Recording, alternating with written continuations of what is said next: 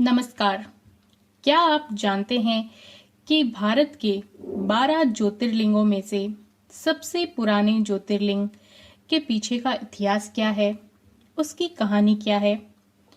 आइए इतिहास के कुछ पन्ने पलटते हैं और सबसे पहले ज्योतिर्लिंग और सबसे पुराने ज्योतिर्लिंग सोमनाथ ज्योतिर्लिंग के इतिहास के बारे में जानते हैं। सोमनाथ मंदिर गुजरात प्रांत के काठियावाड़ी क्षेत्र में समुद्र के किनारे सोमनाथ नामक विश्व प्रसिद्ध मंदिर 12 ज्योतिर्लिंगों में से एक है। यह सोमनाथ ज्योतिर्लिंग की महिमा जो है वो महाभारत, श्रीमद् भगवत गीता और स्कंद पुराण इनमें विस्तार से बताई गई है। चंद्रदेव का एक नाम सोम भी है। उन्होंने भगवान शिव को ही अपना नाथ और स्वामी मानकर यहाँ पर तपस्या की थी। इसीलिए भी कहते हैं कि इसका नाम सोमनाथ पड़ गया था। यह मान्यता है कि मंदिर का निर्माण महाभारत काल में चंद्रभागा राज्य के राजा सोमदेव के द्वारा हुआ था। यहाँ राजा सोम ने शिवलिंग की पूजा की थी और इसे इसीलिए सोमेश्वर के नाम से जाना जाता था। कुछ धार्मिक कथाओं के अनुसार चंद्रभागा राज्य के राजा भीमदेव ने इसे पुनः बनवाया था। इतिहास में सोमनाथ मंदिर पर कई बार आक्रमण हुए। 11वीं शताब्दी में गजनी नामक अफगान सैन्याधीश इमानुद्दीन ने इसे पूरी तरह तबाह कर दिया था। 12वीं सदी में गुजरात के राजा भीमदेव द्वितीय ने इसे फिर से बनवाया था और इसे शिवलिंगों में से एक ज्योतिर्लिंग के रूप में भी स्वीकार किया था। सोमनाथ मंदिर के निर्माण में विभिन्न शैलियां और कला का सम्मिलन होता है। यह मंदिर प्राचीन भारतीय वास्तुकला की अद्भुतता का एक उदाहरण है। इसके गुंबज, भव्य स्तंभ और विशेष शैली के अंगारे मंदिर की सुंदरता को और भी आकर्षक करते हैं। सोमनाथ मंदिर जो है वो आज का एक प्रमुख पर्यटन स्थल भी है, जिसे हिंदू धर्म के श्रद्धालु और अन्य धर्मीय पर्यटक देखने आते हैं। मंदिर के समीप गुजरात के दूसरे अनेक पर्यटन स्थल भी हैं। आइए अब हम सोमनाथ के मंदिर के निर्माण की कहानी के बारे में जानते हैं। एक अवधि में राजा दक्ष नामक राजा अपनी यज्ञ याग के लिए बड़े ही संपूर्ण यजमानों को आमंत्रित करता है। वह अपने पुत्र प्रियव्रत को इस यज्ञ की प्रमुख अग्नि कुंड में हवन करने के लिए नहीं बुलाता था, क्योंकि उसकी पत्नी सती माता ने उनसे विवाहित के रूप में व्रत धारण किया था। यज्ञ के समय प्रियव्रत का मन स्वयं सोमनाथ के मंदिर में ही होता था, इसीलिए वह यज्ञ में नहीं शामिल होने के लिए तैयार था। एक दिन प्रियव्रत ने अनजाने में सती माता ने भगवान शिव के द्वारा सोमनाथ में हो रहे महायज्ञ को देख लिया।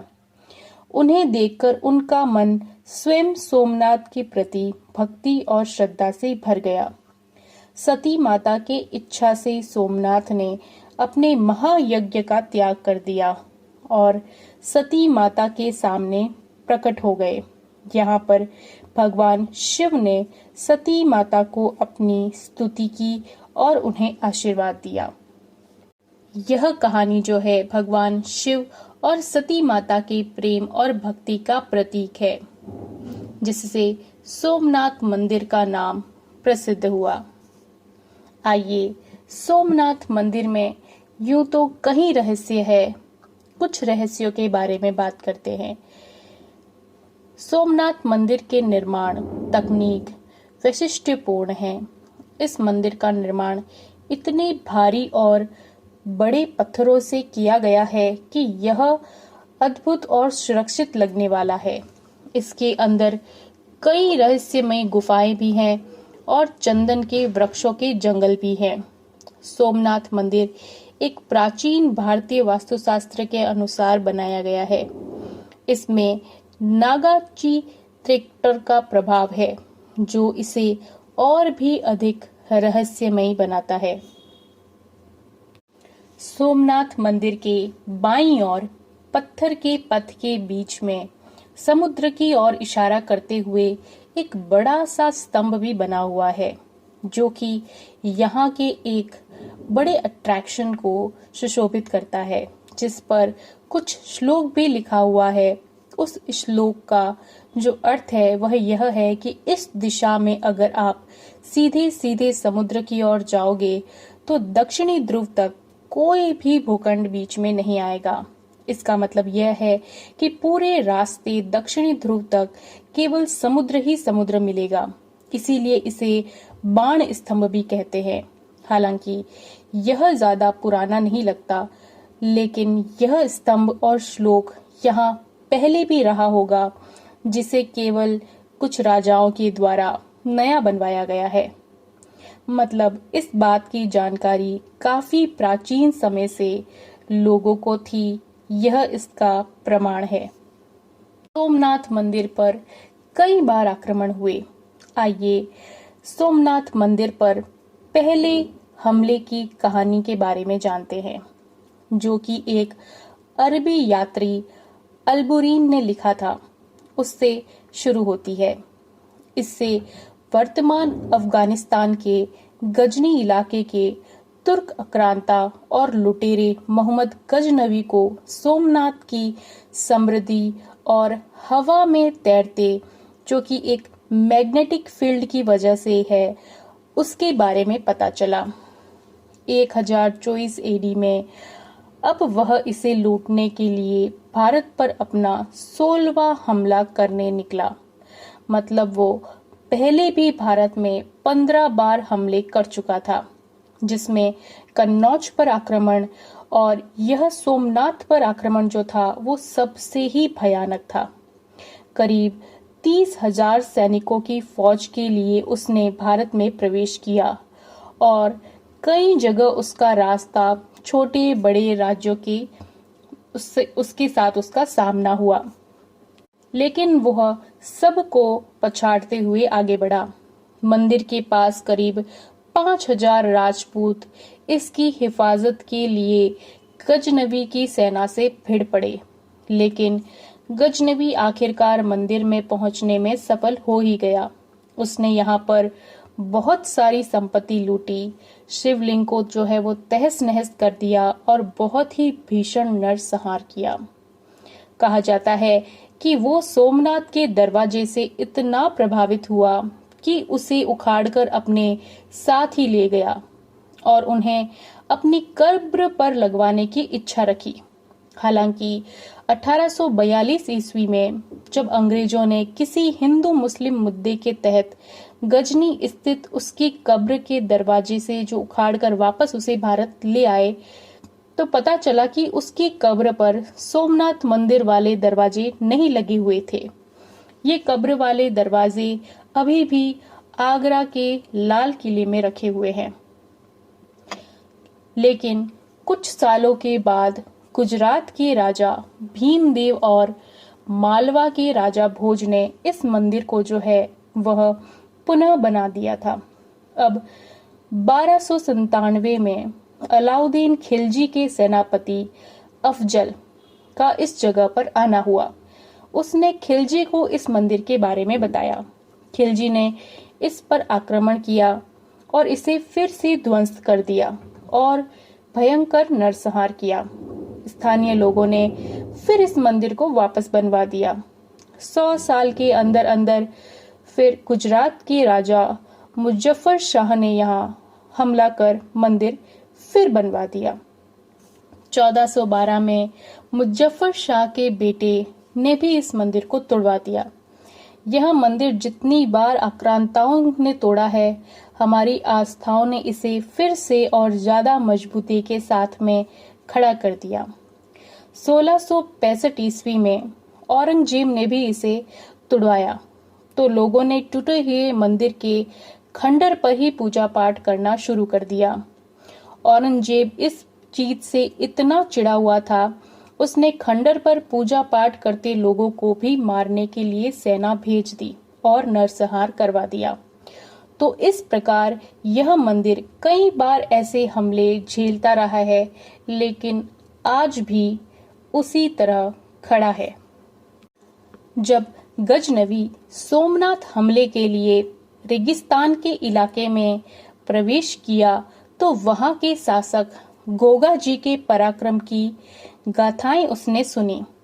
गोगा जी जो राजस्थान के एक लोक देवता हैं, उधर अपने आराध्य देव शिव की रक्षा के लिए गजनवी से भिड़ने के लिए तैयार थे, लेकिन गजनवी ने उनके पराक्रम की वजह से 3 बार उनके पास दोस्ती का हाथ बढ़ाया और हीरो के थाल उनके पास में भिजवाए, लेकिन गोगा जी ने उन थालों को फेंक कर उसे युद्ध के लिए तैयार रहने का संदेश भिजवा दिया। लेकिन गजनवी इस युद्ध से बचने के लिए रास्ता बदलकर सोमनाथ की तरफ बढ़ गया, लेकिन गोगा जी ने आगे आने वाले राज्यों के राजाओं को सचेत कर दिया था। फिर भी सोमनाथ में लूट मची। जब वो वापस जाने को उसी रेगिस्तानी रास्ते से आया, अब वो गोगा जी से मुकाबला करने की तैयारी में था। उधर गोगा जी ने भी पड़ोसी राज्यों के राजाओं की मदद के लिए आने का संदेश उन्हें भिजवा दिया।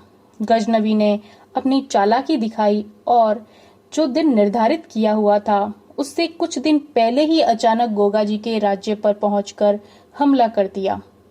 गोगा जी के पास उस समय मात्र 1000 राजपूत सैनिक थे। कोई पड़ोसी मदद को नहीं पहुंच सके। करीब 80 वर्ष की उम्र में गोगा जी महाराज अपने 82 पुत्र पड़पोत्र के साथ वीर गति को प्राप्त हो गए। इसके बाद उनकी रानियों ने जौहर कर लिया। इनके 2 पुत्र जान बचाकर भेष बदलकर उसकी सेना में भी शामिल हुए। इन दोनों ने रेगिस्तान के भीषण गर्मी के इलाके में उन्हें रास्ता ही भटकवा दिया, जिससे गजनवी के कई हजार सैनिक मारे गए। लेकिन उनके साथ साथ ये दोनों भी उन इलाकों में खुद को बचा नहीं पाए। जहां गोगाजी महाराज वीर गति को प्राप्त हुए, उसी के पास एक जगह पर उनका मंदिर बनवाया गया है, जिसे गोगामेड़ी तीर्थ बोला जाता है। उनके वंश के राजपूत सैनिक बाद में मुस्लिम धर्म अपना चुके थे। वे भी इन्हें आज काफी मानते हैं और वो इन्हें गोगा पीर के नाम से पुकारते हैं। राजस्थान के हनुमानगढ़ जिले में नौहर में यह स्थित है। 1947-48 में जूनागढ़ की रियासत के नवाब चाहते थे कि जो यह क्षेत्र है सोमनाथ मंदिर का, यह पाकिस्तान में मिल जाए। तब सरदार वल्लभ भाई पटेल की सूझबूझ से इसे भारत में ही रखा गया। फिर सरदार वल्लभ भाई पटेल ने यहाँ स्थित सोमनाथ मंदिर का पुनः उद्धार करने का प्रण लिया और इसकी जिम्मेदारी श्री के.एम. मुंशी जी को दे दी। मंदिर का निर्माण कार्य चालू हुआ, जिसमें सरकारी धन का इस्तेमाल बिल्कुल नहीं हुआ, क्योंकि नेहरू जी नहीं चाहते थे कि भारत जैसे धर्मनिरपेक्ष देश में किसी भी एक धर्म के काम में कोई राजनीतिक योगदान हो। वल्लभ भाई पटेल का देहांत 1950 में ही हो गया था। 1951 तक अब मंदिर पूरी तरह बन चुका था। 11 मई 1951 को मंदिर को बड़े स्तर पर सभी के लिए खोलने की तैयारी के लिए प्रोग्राम किया गया, जिसमें आने के लिए नेहरू जी ने साफ साफ मना कर दिया। डॉक्टर राजेंद्र प्रसाद ने यहां आने का आमंत्रण स्वीकार कर लिया। नेहरू जी उन्हें खत लिखकर उनके इस कार्यक्रम में शामिल होने को देश के लिए एक धर्मनिरपेक्षता के विरुद्ध गतिविधि बताया एवं उन्हें उस मंदिर जाने के लिए मना भी किया। लेकिन डॉक्टर राजेंद्र प्रसाद ने इस बात को ठुकराया और वहां गए, बल्कि अच्छा भाषण भी दिया। यह भी कहा जाता है कि इस सोमनाथ मंदिर के आसपास के क्षेत्र में कई रहस्य जो है वो दबे हैं। आईआईटी गांधीनगर एवं पुरातत्व विभाग की इस जमीन पर अध्ययन की एक 32 पेज की रिपोर्ट जो है वो सामने आई है, जिसमें यह बताया गया है कि मंदिर परिसर की 4 जगहों के नीचे कुछ इमारतें और गुफाएं स्थित है। जीपीआर तकनीक के तहत उन्होंने यह पता लगाया है कि जमीन में 2 से 7 मीटर तक अंदर कुछ 3 मंजिला भवन बने हुए हैं। इन 4 जगहों में मंदिर का मुख्य द्वार एवं सरदार पटेल की मूर्ति वाली जगह भी शामिल है। सरदार पटेल की मूर्ति के नीचे कुछ गुफाएं होने का भी रहस्य बताया जाता है। इस रिपोर्ट पर आगे जांच करने के आदेश को अब हरी झंडी मिल गई है। 1 दिसंबर 1995 को भारत के राष्ट्रपति शंकर दयाल शर्मा ने इसे राष्ट्र को समर्पित किया था। इस मंदिर का निर्माण कैलाश महामेरु प्रसाद शैली में किया गया था। मंदिर में एक गर्भगृह, एक सभा कक्ष और एक नृत्य कक्ष है। शिखर के शीर्ष पर खड़े कलश का वजन 10 किलोग्राम है और जो ध्वज दंड है वो 27 फीट ऊंचा और 1 फीट परिधि वाला है। आइए अब सोमनाथ मंदिर के दरवाजे से जुड़ी कुछ बातों के बारे में जानते हैं। यह कहा जाता है कि महमूद गजनवी ने सोमनाथ मंदिर का दरवाजा लूटकर अपने साथ ले गया था। बाद में यह दरवाजा मराठा शासक महादजी सिंधिया के पास आया और फिर सिंधिया जो है राजवंश ने इसे उज्जैन के गोपाल मंदिर में लगा दिया था। कुछ लोगों का यह भी कहना है कि सोमनाथ मंदिर का दरवाजा तो था वो चंदन का था, लेकिन छुआछूत की वजह से इसे मंदिर में नहीं लगाया जा सका। इस मंदिर के दरवाजे को लेकर ब्रिटिश सरकार में भी खूब बहस हुई थी। नॉर्थम्पटनशायर के सांसद वीरेंद्र स्मिथ ने 1843 ईस्वी में ब्रिटिश संसद में एक प्रस्ताव पेश किया था कि इस प्रस्ताव में भारत में धार्मिक स्वतंत्रता के औचित्य को स्वीकार करने पर बल दिया गया था। आजादी के बाद में भी सोमनाथ मंदिर के जीर्णोद्धार के लिए विचार किया गया था। इस दौरान गजनी दरवाजे को सोमनाथ ले जाने पर भी विचार किया गया था, लेकिन ऐसा संभव नहीं हो पाया। यह कहा जाता है कि सोमनाथ मंदिर में जो शिवलिंग है वो हवा में स्थित था। यह एक कौतूहल का विषय है और कई जानकारों के अनुसार यह वास्तुकला का एक बहुत ही अनोखा नमूना भी है। इसका शिवलिंग चुंबक की शक्ति से हवा में ही स्थित था, यह जो है वो प्रमाण लगाया जाता है। इसे जो है कई राजाओं ने पुनर्निर्माण करवाया है और उसे दोबारा बनवाया है। आइए अब सोमनाथ मंदिर की जो पीछे कहानी है उसके बारे में जानते हैं। कुछ पौराणिक कथाओं के अनुसार दक्ष प्रजापति की 27 कन्याएं थी। उन सभी का विवाह जो है वो चंद्रदेव के साथ हुआ था, किंतु चंद्रमा का समस्त अनुराग और प्रेम उनमें से केवल रोहिणी के प्रति ही रहता था। उनके इस कार्य से दक्ष प्रजापति की अन्य कन्याएं जो हैं वो खुश नहीं रहती थी। उन्होंने अपनी यह कथा अपने पिता को सुनाई। दक्ष प्रजापति ने इसके लिए चंद्रदेव को अनेक प्रकार से समझाया, लेकिन रोहिणी के वशीभूत उनके हृदय पर इसका कोई भी प्रभाव नहीं पड़ा। अंत में दक्ष ने क्रोध में आकर उन्हें क्षयग्रस्त होने का श्राप दे दिया। इस श्राप के कारण चंद्रदेव तत्काल ही क्षयग्रस्त हो गए। उनके क्षयग्रस्त होते ही पृथ्वी पर सुधा, शीतलता, वृषण का उनका सारा कार्य जो है वो रुक गया। चारों ओर त्राही त्राही मच गई। चंद्रमा भी बहुत दुखी और चिंतित थे। उनकी प्रार्थना सुनकर इंद्रादि देवता और वशिष्ठ आदि ऋषिगण उनके उद्धार के लिए ब्रह्मा जी के पास में गए। सारी बातों को सुनकर ब्रह्मा जी ने यह कहा कि चंद्रमा अपने शाप विमोचन के लिए अन्य देवों के साथ पवित्र जो है प्रभास क्षेत्र में जाकर मृत्युंजय भगवान शिव की आराधना करे। उनकी कृपा से अवश्य ही उनका श्राप नष्ट हो जाएगा और वह रोग मुक्त हो जाएंगे। उनके यह कथन सुनकर चंद्रदेव ने मृत्युंजय भगवान की आराधना का सारा कार्य जो है वो पूरा किया। उन्होंने घोर तपस्या करते हुए 10 करोड़ बार महामृत्युंजय मंत्र का जाप किया। इससे खुश होकर मृत्युंजय भगवान शिव ने उन्हें अमृतत्व का जो है वो वरदान प्राप्त किया। उन्हें कहा, चंद्रदेव तुम शोक न करो, मेरे वर से तुम्हारा शाप जो है वो नष्ट होगा, साथ ही साथ प्रजापति दक्ष के वचनों की भी रक्षा हो जाएगी। कृष्ण पक्ष में प्रतिदिन तुम्हारी एक एक कला जो है वह घट जाएगी, किंतु पुनः शुक्ल पक्ष में उसी क्रम में तुम्हारी एक एक कला बढ़ जाया करेगी। इस प्रकार प्रत्येक पूर्णिमा को तुम पूर्ण चंद्रमा जो है वो बन जाएगा और चंद्रमा को मिलने वाले इस वरदान से सारे लोकों के प्राणी भी प्रसन्न हो उठे। सुधाकर चंद्रदेव पुनः 10 दिशाओं में अपने सुधा वृषण का कार्य पहले की तरह करने लगे। शाप मुक्त होकर चंद्रदेव ने अन्य देवताओं के साथ मिलकर मृत्युंजय भगवान से यह प्रार्थना की कि आप माता पार्वती के साथ सदा के लिए प्राणों के उद्धार यहाँ पर निवास करें।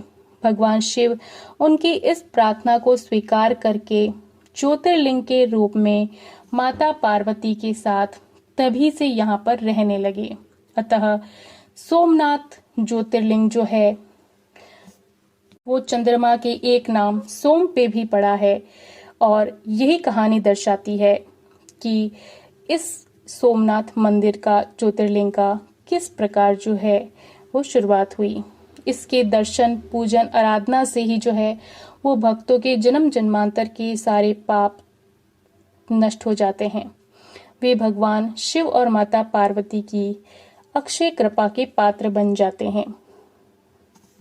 भारतीय उपमहाद्वीप के पश्चिम में अरब सागर के तट पर स्थित आदि ज्योतिर्लिंग श्री सोमनाथ महादेव मंदिर की छटा ही निराली है। यह लिंग शिव के 12 ज्योतिर्लिंगों में से पहला और सबसे पुराना ज्योतिर्लिंग माना जाता है। इस मंदिर का जो है वो पुनः निर्माण महारानी अहिल्याबाई ने करवाया था। सोमनाथ मंदिर पर कई बार आक्रमण होने के बाद में भी आज भी वह मंदिर वैसे का वैसे ही खड़ा है। यही प्रमाण है हमारे महाकाल का। हर हर महादेव।